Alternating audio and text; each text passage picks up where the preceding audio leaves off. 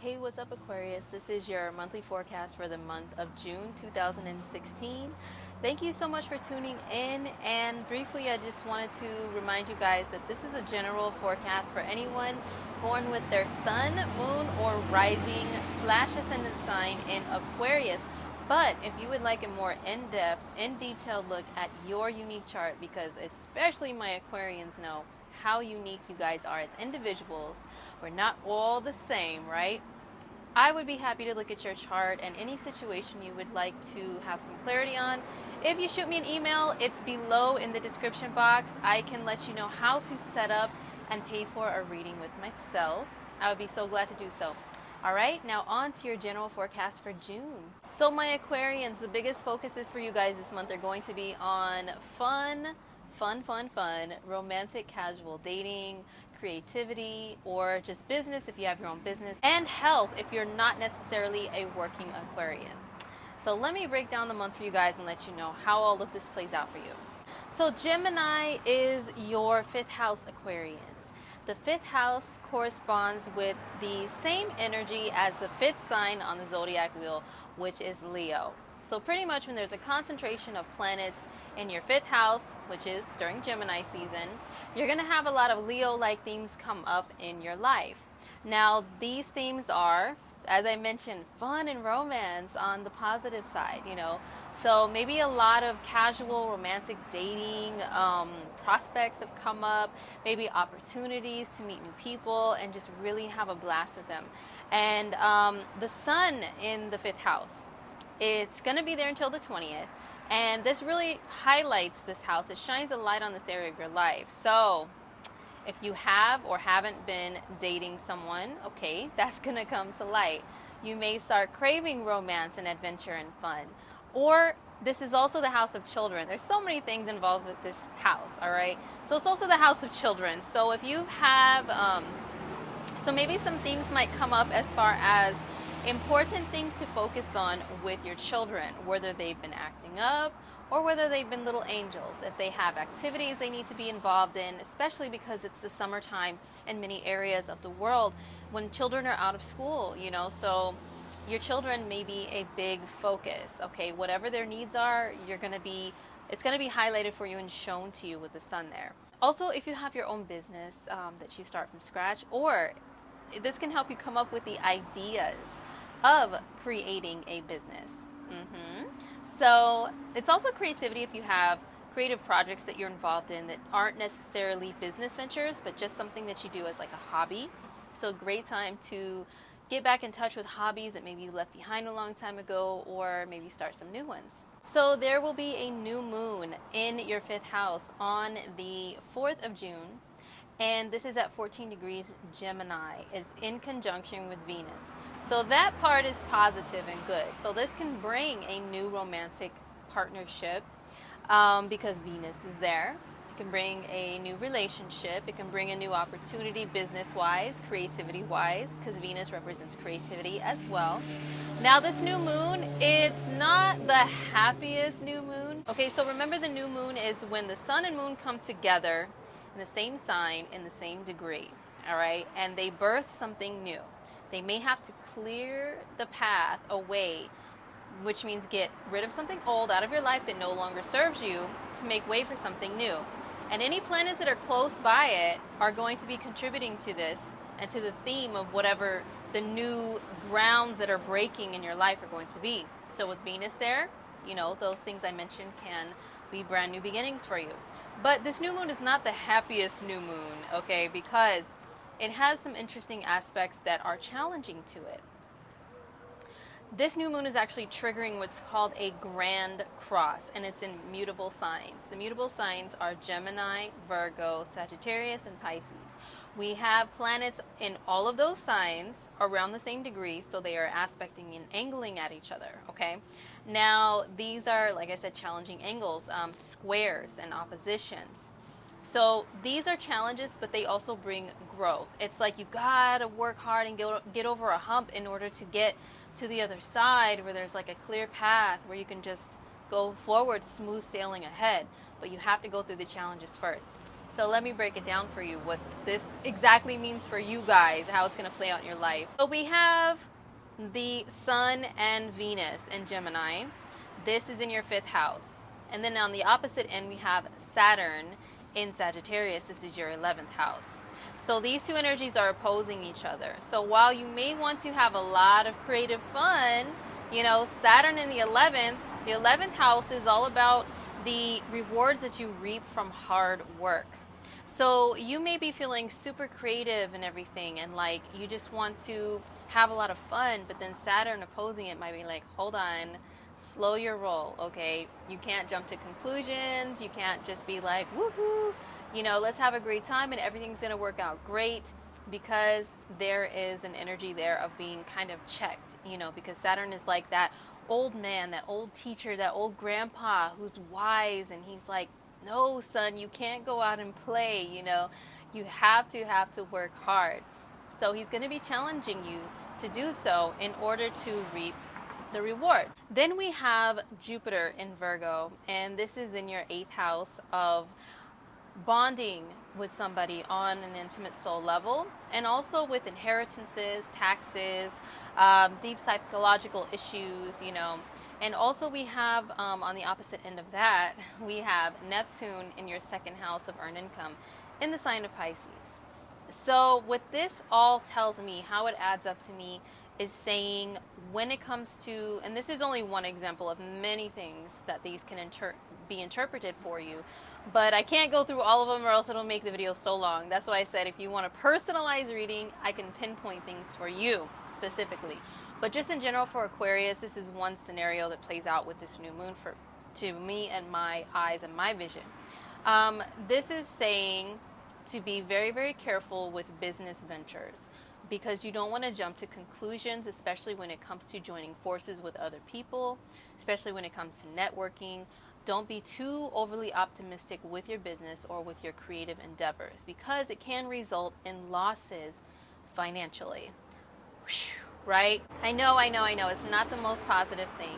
And it's also saying, you know, if you start a new relationship, just be careful not to dive too deep and jump in too quickly, and especially when it comes to a relationship where you may share resources and income together, because you may want to just jump in, you know, and just be optimistic about these this joint partnership with someone. But then you might, because Neptune is in your 2nd house of also how you value yourself and your own self-worth, you might end up losing your sense of self-worth because of this other person. So there's just so many things going on with this energy.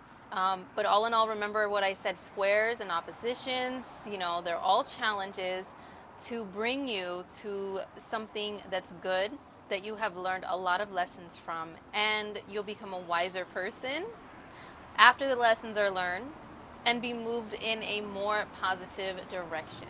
So as I mentioned, Venus is in your 5th house in the sign of Gemini, and this is going on until the 17th of June. Venus in the 5th, ooh, it's a wonderful time to enjoy several things. I absolutely love the energy of the 5th house. So you guys are so lucky to be experiencing it this month.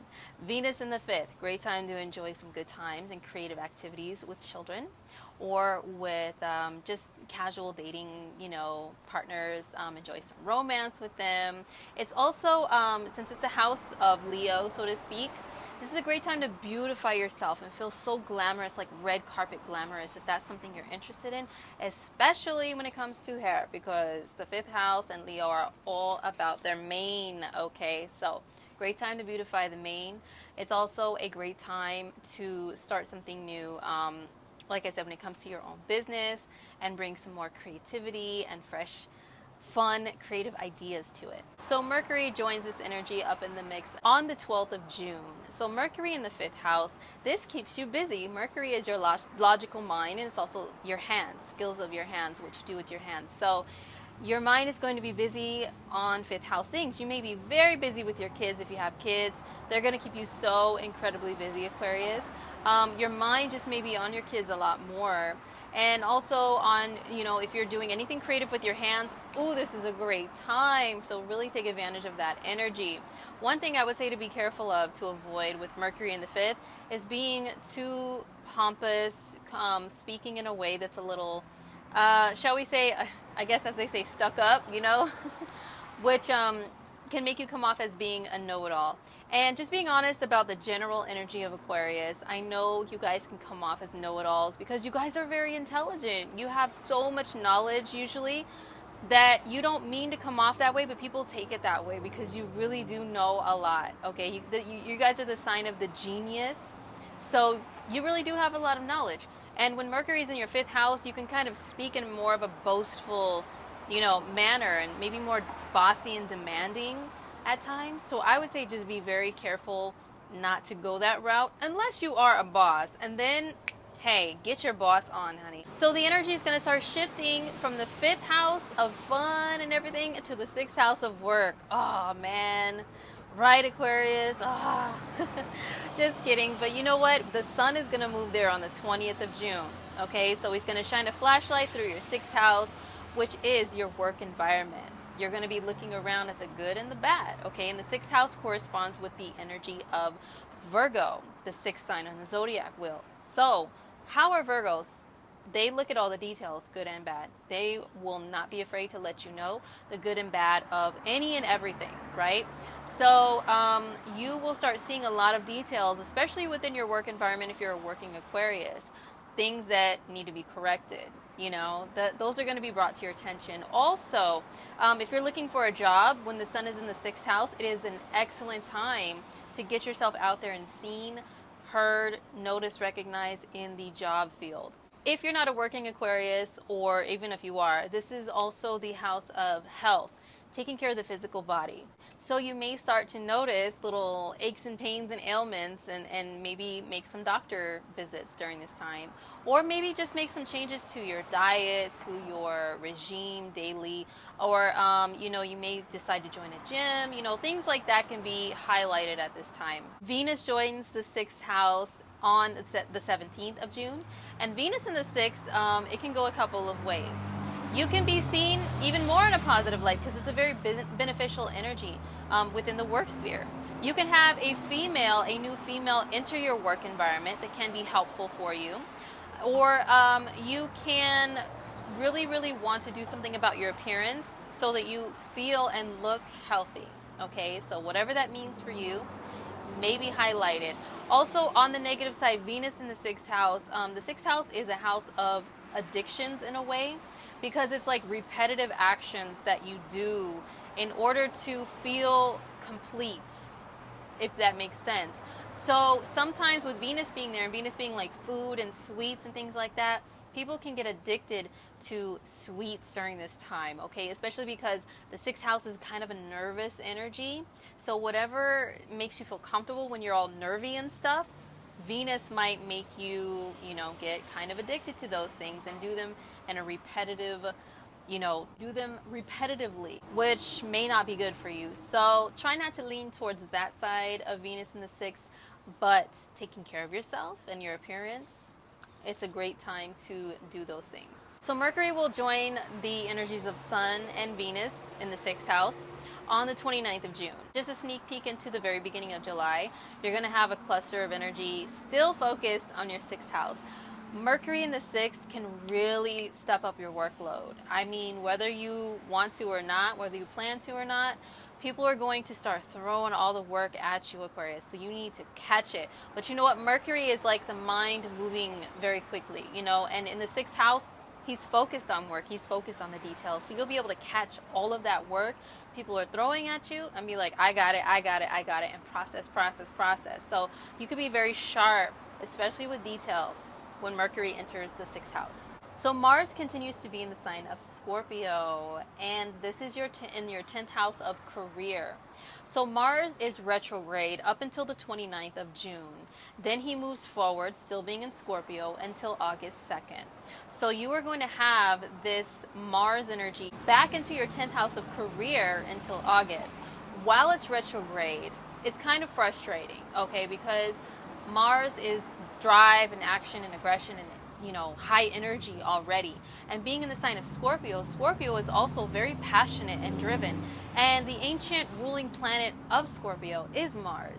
So when all that aggression and passion and drive is backwards, it's like turned inward, it's like, it's frustrating. It's like you want to move, you want to make moves. When it comes to career, you want to jump, but you can't necessarily do that fully. You know what I mean?